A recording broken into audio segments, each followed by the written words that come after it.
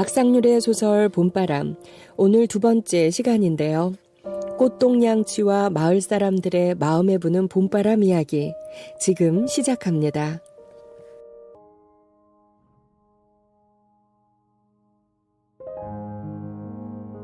만장하신 여러분, 바람이 불고 있었다. 빨랫줄에 널어놓은 빨래들이 바람이 지나갈 때마다 풀럭풀럭 소리를 내며 너풀거렸다. 집에 어른들은 한 사람도 없었다. 학교에서 집으로 돌아왔을 때 어른들이 없는 건 당연한 일이다. 그러나 나는 번번이 너무나 당연하게도 집에 누군가가 있을 거라고 기대하게 된다. 어느 농촌 마을이든 다 그렇겠지만 우리 마을에서도 정신이 멀쩡하고 수족을 놀릴 수 있는 사람이면 모두 다 들에 나가서 일을 한다. 우리 마을 어른들 가운데 들에 나가 일을 하지 않는 사람은 은주고모와 팽나무찜 영감님 뿐이다. 은주고모는 시집갔다가 아이를 못 낳는다고 남편에게 두들겨 맞고는 얼이 빠진 채 친정으로 돌아왔다. 팽나무찜 영감님은 올해 90살로 똥오줌을 다 받아내야 한다.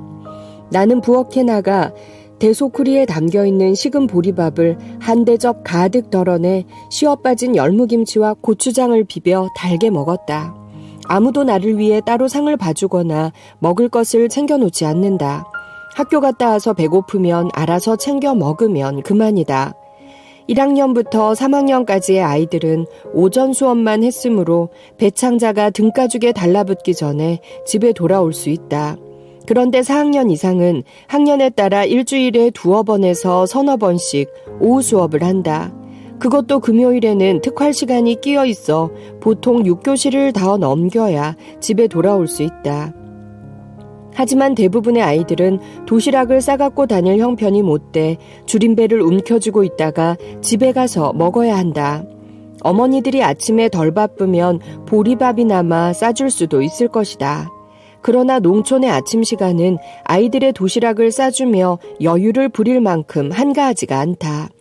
6학년이 된 뒤 나는 학교에서 돌아와 밥을 먹고 나면 곧바로 학기 초에 열리는 웅변 대회에 나가기 위해 빈 집에서 혼자 웅변 연습을 했다. 웅변 원고는 담임 선생님이 미리 써준 것이었다. 나에게만 특별히 써준 것이 아니라 우리 반 57명 모두가 똑같은 내용이었다. 자, 반장, 이리 나와서 이 웅변 원고 나누어 주도록 해요. 그리고 여러분은 원고를 받으면 모두들 열심히 웅변 연습을 하도록 해요. 여러분 중에서 제일 잘하는 사람을 대회에 내보낼 거니까요. 원고의 내용은 이순신 장군의 정신을 이어받아 우리 모두 승공 통일의 역군이 되자는 것이었다. 우리는 통일이란 말은 잘 알고 있어도 승공이란 말은 아직 무슨 말인지 잘 몰랐다. 그래서 이순신 장군은 통일에도 관련이 있을 정도로 대단한 분이구나 하고 막연히 짐작만 할 뿐이었다. 모르는 말은 그것만이 아니었다. 원고 중간중간에 튀어나오는 만장하신 여러분이라는 말은 도통 알아먹을 수 없는 말이었다. 그런데 선생님은 바로 그 대목이 가장 중요하다고 했다. 여러분에게 나눠준 원고를 보면 군데군데에 만장하신 여러분이라는 말이 있어요.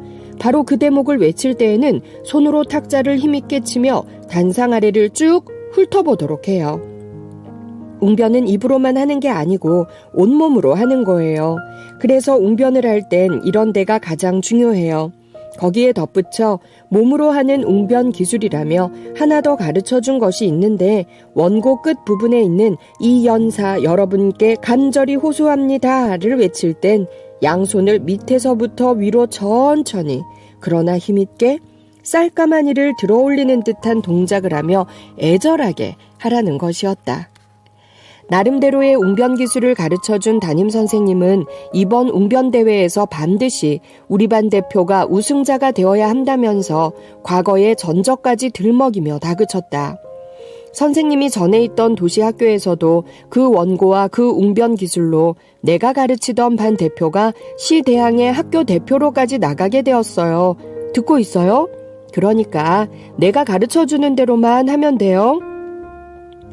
나는 남 앞에 잘 나서지 못하는 성격이지만 이번 웅변대회만큼은 꼭 나가고 싶어 반 대표가 되기 위해 밤에도 방문을 열어놓고 마당 쪽을 향해 소리를 지르며 연습을 했다. 그렇게 열심히 연습한 보람이 있어 나는 우리 반 대표로 뽑혔다. 그러나 사실 경쟁을 통해 뽑힌 것은 아니었다. 다른 아이들은 웅변대회에 별 관심이 없어 아무도 웅변 원고를 외우지 않아 내가 나가게 된 것이었다. 물론 나도 웅변에 특별한 관심이나 재능이 있는 건 아니었다. 단지 내가 좋아하는 은주에게 이번 기회에 무언가를 보여주고 싶어 밤마다 웅변 연습을 해댄 것이었다. 우리 학교는 한 학년에 2반씩 있다. 1학년부터 3학년까지는 남학생과 여학생을 섞어서 2반이고 4학년부터 6학년까지는 남학생 1반, 여학생 1반으로 되어 있다. 웅변대회는 아직 어린 1학년만 빼고 2학년에서 6학년까지 한 반에 1명, 그러니까 모두 10명의 대표가 겨루게 되었다. 그런데 하필 웅변대회가 있기 전날에 꼬치가 우리 집 헛간에서 잤다. 나는 꼬치가 무서워 큰 소리로 웅변 연습을 하지 못했다. 오줌이 마려워도 누러가지 못하고 날이 새도록 퉁퉁 부른 고추를 붙잡고 뒹굴다 잠을 설치고 말았다. 나는 아침을 먹는 둥 마는 둥 하고 학교에 갔다. 웅변대회는 2교시 수업을 마친 뒤 시작했다. 마침내 내 차례가 되어 연단에 올라가자 전교생의 눈길이 나에게 쏟아졌다. 나는 웅변을 시작하기 전에 먼저 목청을 가다듬었다. 그러고선 그동안 외운 대로 첫 대목을 막 내지르려는데 어이없게 아무 생각도 나지 않았다. 집에선 그런대로 잘 떠오르던 원고 내용이 전혀 생각나지 않는다는 게 참 이상했다. 그러나 그냥 그러고 있을 수만은 없어 원고를 들고 읽기 시작했다. 그 탓에 선생님이 가르쳐준 웅변 기술을 발휘하기는커녕 원고를 국어책 읽듯 마구 읽어내려가기에도 바빴다. 아이들의 웃음소리가 들려왔다. 야, 훈필이 저 녀석 웅변하는 거냐 국어책 읽는 거냐. 내려와라 내려와. 우리 반 창피 그만 시키고 내려와라잉. 1학년짜리가 해도 너보단 낫겄다 임마. 아이들의 조롱소리와 함께 눈앞에서 운동장이 출렁거리는 것 같아 애써 몸의 중심을 잡았다. 하늘에서 비라도 쏟아져 원고를 다 읽기 전에 웅변대회가 중단되는 기적이 일어났으면 하는 마음뿐이었다. 그러나 그런 기적은 끝내 일어나지 않았다. 웅변대회가 엉망으로 끝나는 바람에 나는 그날 이후 한동안은 은주 얼굴을 제대로 쳐다보지도 못하고 말았다. 웅변대회를 망치고 난 뒤 얼마 동안은 꼬치가 무지무지하게 미웠다. 그날 밤 잔 원수 없다고 시간이 지나면서 그 미움도 차츰 사그라들고 말았다. 또 미움이 사그라들면서 꼬치에 대한 무서움도 전보다는 덜해졌다. 하지만 꼬치에 대한 경계심을 완전히 풀지는 않았다. 사실 꼬치는 어른들의 말이나 우리의 걱정과는 달리 아이들에게 결코 해코지를 하지 않았다. 그러나 언제 어떻게 태도를 바꿀지 몰라 어른들이 없을 땐 결코 꼬치 가까이에 가지 않았다. 그렇지만 꼬치가 얄미웠던 그만큼 차츰 그의 노랫가락에 흥미를 갖게 되었고 나아가 꼬치라는 사람이 궁금해지기 시작한 건 사실이었다.